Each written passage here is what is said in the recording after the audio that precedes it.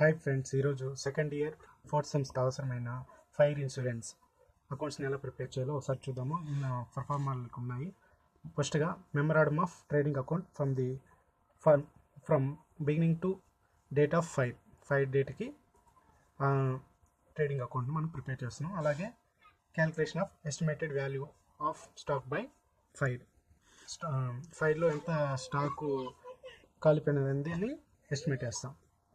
అందుకోసం ముందుగా డెబిట్ వైపున 2 ఓపెనింగ్ బ్యాలెన్స్ చేస్తాం. పర్చేజెస్ ఫైర్ జరగక ముందు ఎంత పర్చేజ్ చేసాము, ఎంత వేజెస్ చేసాము, మ్యానుఫ్యాక్చరింగ్ ఎక్స్పెన్సెస్ ఎంత పెట్టాము, ఎంత సేల్ చేసాము అన్నది రాసుకుంటాము. అలాగే గ్రాస్ ప్రాఫిట్ కూడా ఉంటుంది. క్లోజింగ్ అంటే ఫైర్ జరిగేటప్పటికి, అంటే డేట్ ఆఫ్ ఫైర్, సంస్థలో ఫైర్ జరిగేటప్పటికి ఆస్తుల విలువ అంటే స్టాక్ విలువ ఎంత ఉన్నది, క్లోజింగ్ స్టాక్ విలువ మనం లెక్కట్టాలి. దీంట్లో మెమరాండమ్ ఆఫ్ ట్రేడింగ్ అకౌంట్లో. నెక్స్ట్ వచ్చి calculation of estimated value of stock by fire. ఇక్కడే ఉంది టైటిల్లోనే, calculation of estimated value of stock by fire. Value of stock on the date of fire, కాలేటప్పటికి స్టాక్ విలువ ఎంత, క్లోజింగ్ స్టాక్ వాల్యూ ఇక్కడ వేసుకుంటాం. అలాగే సాల్వేజ్డ్ స్టాక్ అంటే సేవింగ్, ఆ ఫైర్లో కాలిపోకుండా మనం కాపాడిన స్టాక్ని సాల్వేజ్డ్ స్టాక్ అంటాము. అది ప్రాబ్లం వస్తాడు, అది ఎంత అన్నది.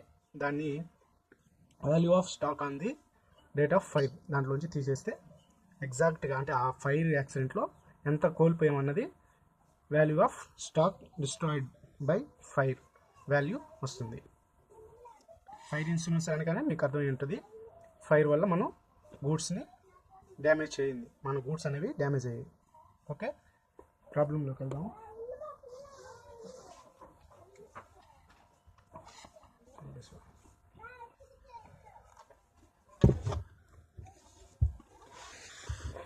First problem, A fire acquired on 15th April 2015 in the premises of company from the following particulars. Fire అనేది ఎప్పుడు జరిగింది? 15th April 2015 ప్రిమిసెస్ ఆఫ్ కంపెనీలో. As contain amount of the claim to lodged in the case of the loss of stock which insured. తర్వాత ఏమి ఇచ్చారు చూద్దాం. Data stock on 1/1/2015 అంటే opening amount ఇచ్చాడు.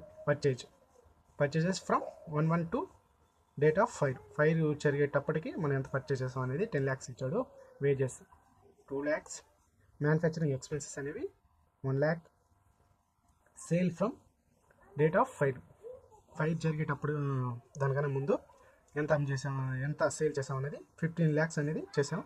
అలాగే the gross profit ratio on sales is 15%.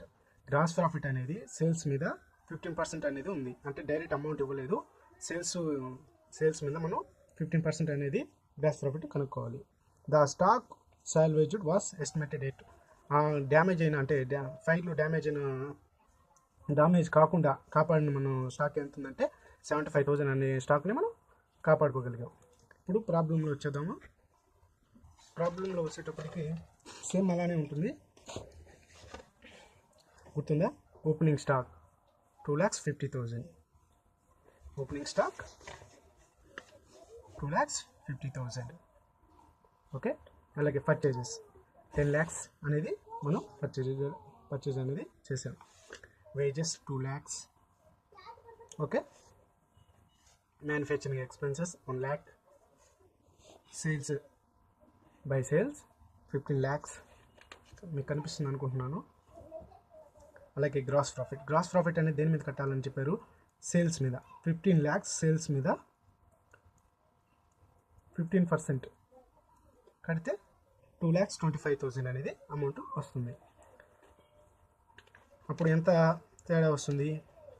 Closing అకౌంట్కి by closing account అనేది carry చేసి 2,75,000 అనేది మనం వేసుకుంటాం. అది ఫైర్ జరిగేటప్పటికి ఉన్న కంపెనీలో ఉన్న స్టాకు వాల్యూ.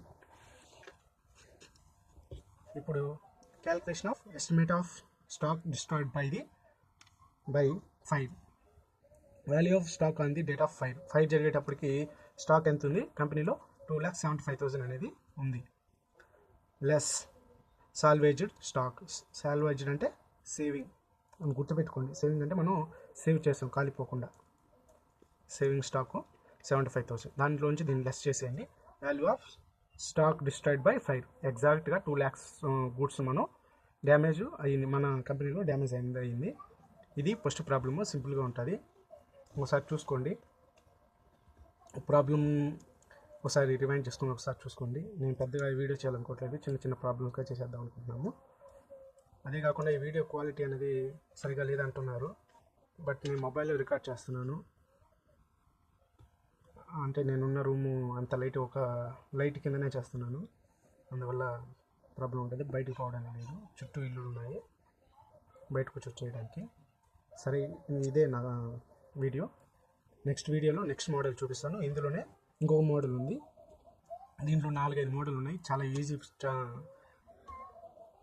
ఈజీ యూనిట్, త్వరగా నేర్చుకోవచ్చు, త్వరగా అర్థం చేసుకునేందుకు వీలుంటుంది. ఎందుకంటే ఫైర్ జరగడం వల్ల మనకి ఇన్సూరెన్స్ క్లెయిమ్ చేస్తాం కదా, దాని మీద కూడా ఒక ప్రాబ్లం ఉంది. ఓకే, ఈ వీడియోలో అంతే.